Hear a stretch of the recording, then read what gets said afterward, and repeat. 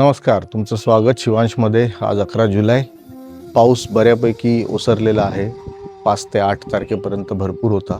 9 तारखेपासून त्याचा जोर ओसरला आणि आज 11 तारखेला बऱ्यापैकी पाऊस गेलेला आहे. म्हणजे गरम होतं आहे, ऊन आलेलं आहे. मी फुल स्लीव्ज घातलेत कारण प्लॉटमध्ये जाताना पूर्ण टॅन होऊन जातो आम्ही. त्यामुळे हा सगळा माझा गेटअप आहे. आणि पावसामुळे बऱ्यापैकी नुकसान आमचं इथे जरी झालेलं नसलं, बाकी पूर आलेल्या ठिकाणात जसं होतं तसं, कारण आम्ही 150-200 फीट वरती आहोत. पण पाऊस भरपूर आला डोंगराकडनं, मी तुम्हाला दाखवतो. आमचे नेबर जे आहेत अनिल जांभोरे, त्यांनी तिथे विहीर बनवलेली आहे आणि पावसाचं जेवढं पाणी आहे ते सुद्धा ते एक्युमुलेट करतायत सगळं. आणि त्यांनी तिथून एक पाईपलाईन टाकलेली आहे, ही बघा तुम्हाला दिसत असेल. तर ते एक्सेस वॉटर जेवढं आहे ते आम्ही आता रेन वॉटर हार्वेस्टिंग करण्याचा प्रयत्न करतो आहे. आणि इथून एक खालून तो पाईप आमच्या बाउंड्रीच्या खालून घेऊन, तो बघा तिथे तुम्हाला पाठी दिसत असेल तो पाईप, तो बघा. तर तो तिथून आम्ही पाईप आमच्याकडे आतमध्ये घेतो आहे. आणि इथे एक आम्ही त्याला कॅनल बनवली आहे, ती बनवून ते पाणी इथे आणतो आहे. इथे आणून आमचं जे बोरवेलचं पर्कोलेशन पीट आहे याच्यामध्ये ती कनेक्ट होणार पाणी, आणि त्यामुळे जास्तीत जास्त पाणी आपल्या बोरवेलच्या आजूबाजूला रिचवलं जाणार, जेणेकरून बोरवेल रिचार्ज होईल आणि येत्या वर्षी आपल्याला छान पाणी मिळेल. So this is our effort to recharge the bore, ensure that whatever we take from the nature we give a part of it back. आणि 10% का होईना त्याच्याने जर पृथ्वीला मदत मिळते माझ्या बोरवेल पुरता मला एक्स्ट्रा पाणी द्यायला, तर तेवढा तो लोड कमी होतो. हे आपण प्रत्येकाने केलं पाहिजे, जेणेकरून फक्त काढत नाही राहायचं पाणी, तर पावसाळ्यात येणारं पाणी असतं ते बोरवेलच्या आसपास अशा प्रकारचा पीठ बनवायचा. त्याच्यामध्ये वेगवेगळ्या साईजच्या खडी टाकायच्या, थोडंसं चारकोल कोल त्याच्यामध्ये, थोड्याशा विटा, असं जेवढ्या फिल्ट्रेशनच्या ज्या वस्तू असतात त्या टाकून ठेवायच्या नॅचरल पद्धतीने. आणि पाऊस पडला आहे बघा, एवढा थोडा वरती गॅप ठेवला आहे, जेणेकरून पावसाचं पाणी त्याच्यात साठतं, फिल्टर आउट होतं आणि खाली जातं. तर ही एक प्रोसेस सगळ्यांनी केली पाहिजे. 5 ते 8-9 तारखेपर्यंत आलेला महापूर होता, पालीसुद्धा घडला, तो ओसरला बऱ्यापैकी आणि जनजीवन आता हळूहळू नॉर्मल होत चाललेलं आहे. आमच्याकडे पुराचा फटका नाही बसला, कारण आम्ही जमिनीपासून जवळजवळ 150, 200, 250 फूट वरती आहोत. त्यामुळे आमच्याकडे पाणी आलं नाही. पण आता पाऊस अचानक थांबल्यामुळे भात शेती जी आपण केली होती, जी मागच्या व्हिडिओत तुम्हाला दाखवली होती, त्याच्यामध्ये ड्रायनेस आलेला आहे. मग तो ड्रायनेस आता कंटिन्यू ठेवला तर आपल्या भातावरती त्याचा परिणाम होईल, म्हणून आम्ही कृत्रिमरित्या त्याच्यावरती पाणी देतो आहे.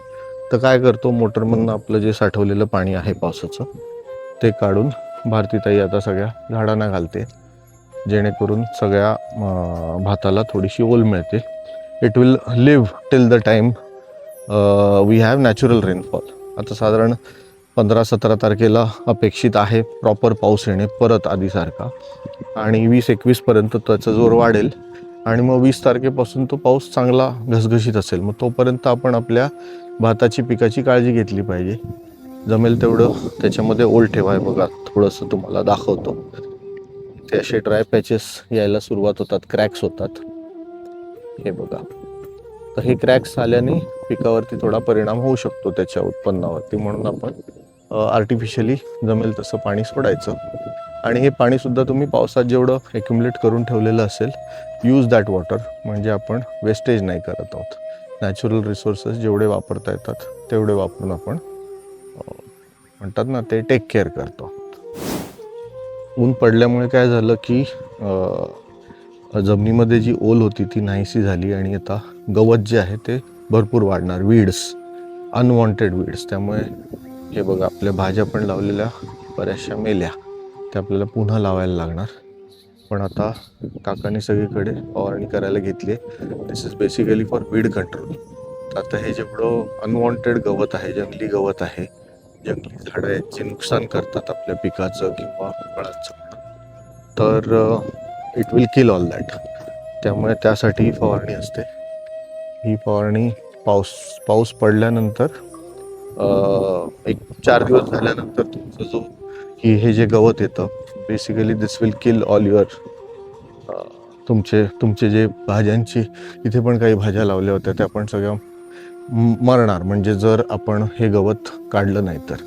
आणि पारंपरिक पद्धतीने हाताने वगैरे खुडायचं होतं, पण आता आपल्याकडे ऑर्गॅनिक भरपूर असे फवारणी आलेले आहेत, तर तशा प्रकारची फवारणी केली.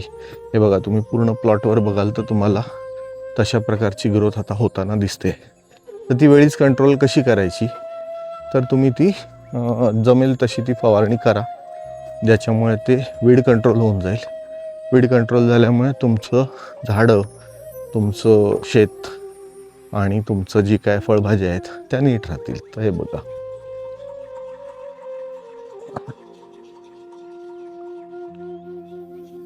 दिस is a organic weed controller, weed out म्हणून आहे, ते मी यूज केलेलं आहे. आणि त्यामुळे हे सगळे जे ॲडिशनल जंगली वीड्स आहेत ना, ते सगळे मरून जातील. तर हा डोंगराकडनं येणारा जो पाऊस असतो, याच्यामुळे नुकसान भरपूर झालं आणि पाणी घरात आतपर्यंत आलं, in spite of having a large veranda. तर त्यामुळे आम्ही ही शीट आता बसवून घेतली. हे थोडं त्याचं आज पेंटिंगचं काम चाललेलं आहे. याच्यामधनं एअर पास होण्यासाठी वरती थोडा गॅप ठेवला आहे, जेणेकरून असं काही क्रिएट होऊ नये की त्रास होईल आपल्याला. तर हवा जरी जोराची आतमध्ये आली तरी ती वरून एस्केप होणार. आणि हॉलच्या खिडकीला जाळीवाली एक खिडकी असल्यामुळे त्याच्यातनं ती पास होणार. तर हे बघा, बाहेर बऱ्यापैकी सगळं ड्राय झालेलं आहे.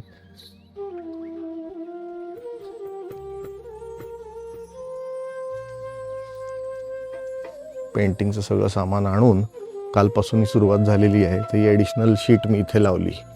ही ॲडिशनल शीट लावून आता त्याचं पेंट वगैरे होईल, म्हणजे इथून येणारा जो पाऊस आहे तो डायरेक्ट घरात नाही येणार, पण at the same time we can enjoy the rains. वरांड्याचा हा भाग ओपन ठेवला आहे, हा एवढा भाग क्लोज करून टाकला. सो गोईंग अहेड याच्यावरती आपण काहीतरी छान पेंटिंग वगैरे करू आणि बघू.